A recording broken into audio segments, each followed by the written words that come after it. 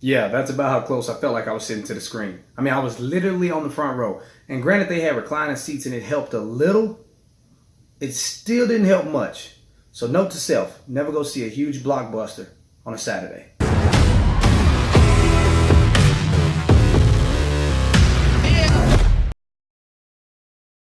Spider-Man Homecoming. So Spider-Man is the latest installment in the Marvel Cinematic Universe, and it is also the latest revamp of the Spider-Man series.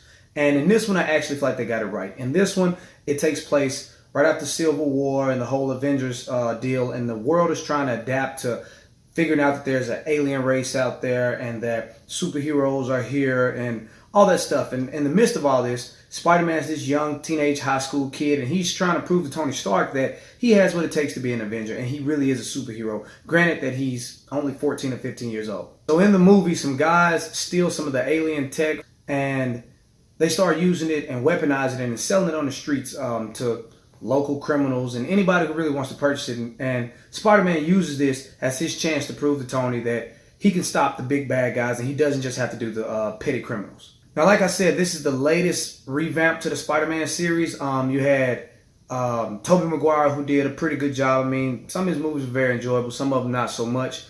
And then after that, they had Andrew Garfield, who I actually really liked as Spider-Man. But then they come out with the third one, which is done by Tom Holland, and I think they just got it perfect. Because, I mean, he looks like a kid.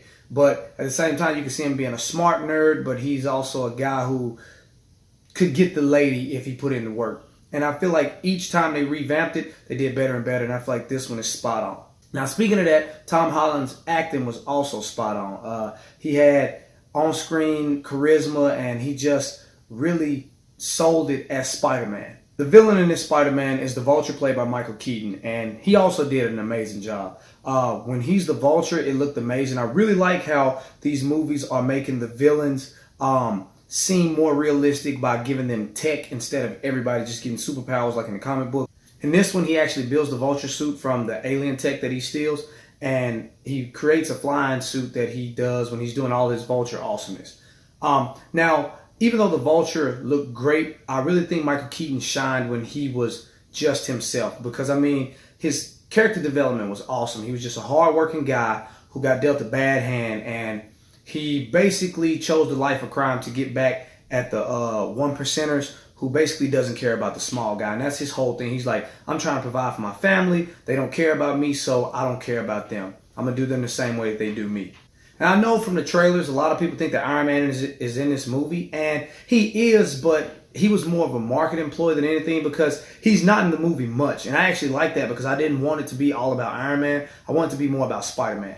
He's more in here as Spider-Man's mentor. He pops up here and there, has a couple of cool scenes where he's in the suit, but I honestly think they use Robert Downey Jr. as a marketing ploy to bring in more people than anything.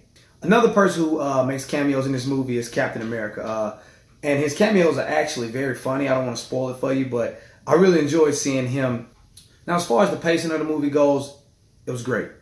They had the great, awesome Spider-Man web slinging, web shooting, acrobatic fighting that we all love to see from Spider-Man. And there was some pretty cool scenes from the Vulture. But when it wasn't a fight scene, just seeing Peter Parker's life, seeing him try to balance being a high school kid and trying to be an Avenger and prove that he's a crime fighter, and then going through his awkward stages at school where he's really in love with this girl but doesn't know how to tell her because he's so shy and awkward.